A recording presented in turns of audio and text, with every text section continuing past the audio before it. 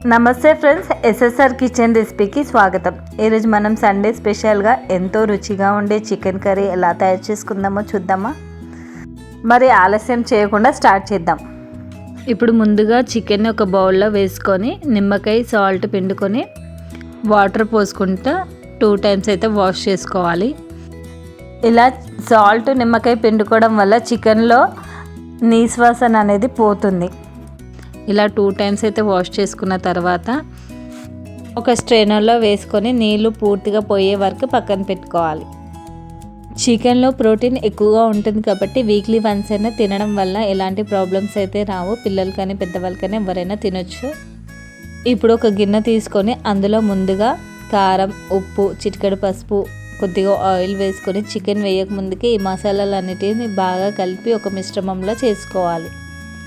ఇప్పుడు ఇందులోకి నీళ్లు పూర్తిగా పోయిన చికెన్ని వేసుకోవాలి. ఇలా వేసుకున్న తర్వాత మసాలా చికెన్కి బాగా పట్టేలా చేత్తో బాగా కలుపుకోవాలి. ఇలా ముందుగా మసాలా కలిపి పెట్టడం వల్ల చికెన్ మరింత టేస్ట్ వస్తుంది, చాలా బాగుంటుంది.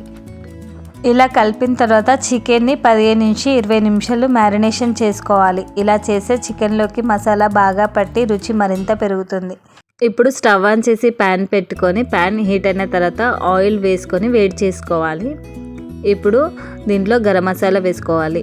బిర్యానీ ఆకు, లవంగాలు, సాజీరా వేసుకొని మంచిగా వేయించుకోవాలి. వేగిన తర్వాత కట్ చేసి పెట్టుకున్న ఉల్లిపాయ ముక్కలు వేసుకొని మంచిగా గోల్డెన్ కలర్ వచ్చే వరకు ఫ్రై చేసుకోవాలి. అలానే కట్ చేసి పెట్టుకున్న 2 పచ్చిమిర్చి కూడా వేసుకోవాలి. ఇప్పుడు అల్లం వెల్లుల్లి పేస్ట్ వేసుకొని పచ్చివాసన పోయే వరకు ఫ్రై చేసుకోవాలి. తర్వాత చిటికెడు పసుపు వేసుకొని కలుపుకోవాలి.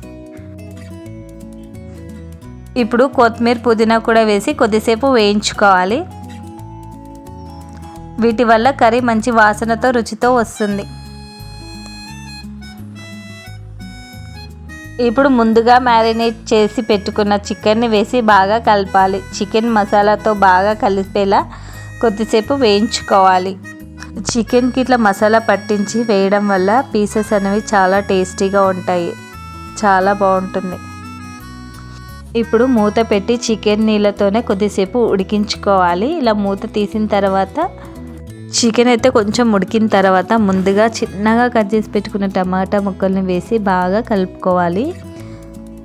ఇలా చిన్నగా కట్ చేయడం వల్ల తొందరగా ఉడికిపోతుంది. ఇప్పుడు టమాటాలను మెత్తగా అయ్యే వరకు ఉడికించుకోవాలి. ఇలా టమాటా మెత్తగా ఉడికిన తర్వాత ఇప్పుడు కొద్దిగా వేడినీళ్ళు పోసి మళ్ళీ ఒక 5 to 6 minutes ఉడికించుకోవాలి. నీళ్ళు పోసేటప్పుడైతే కొంచెం వాటర్ని అయితే వేడి చేసి పోసుకోవాలండి. అప్పుడే చికెన్ అయితే తొందరగా ఉడికిపోతుంది. ఇలా పూర్తిగా ఒక 5 to 6 minutes అయితే ఉడికించుకోవాలి. ఇలా పీస్ అయితే మెత్తగా ఉడికిన తర్వాత ఇప్పుడు దీంట్లోకి మసాలా వేసుకుందాం. చికెన్ మసాలా అలానే గరం మసాలా వేసుకుంటే టేస్ట్ అయితే చాలా బాగుంటుంది. ఈ చికెన్ మసాలాకి అయితే ఇంకా పక్కింటి వాళ్ళు కూడా వచ్చి చికెన్ వండుతున్నారా అని అడిగేస్తారు. ఫైనల్గా కొత్తిమీర, పుదీనా అయితే వేసుకోవాలి. అంతే అండి, ఎంతో టేస్టీగా ఉండే చికెన్ కర్రీ అయితే రెడీ అయిపోతుంది. ఇలా రెడీ అయిన దాన్ని వేడి వేడి అన్నంలో వేసుకొని తినడం వల్ల చాలా టేస్టీగా ఉంటుంది. చికెన్ చాలా మందికి అయితే ఇష్టం, పిల్లలు కానీ పెద్దవాళ్ళకైనా చికెన్ అంటే చాలా ఇష్టం కదా. మీరు కూడా ఒకసారి ట్రై చేయండి. అలానే ఎలా వచ్చిందో కామెంట్ చేయడం అయితే అసలు మర్చిపోవద్దు. మా వీడియోస్ మీకు నచ్చితే ప్లీజ్ లైక్ చేయండి.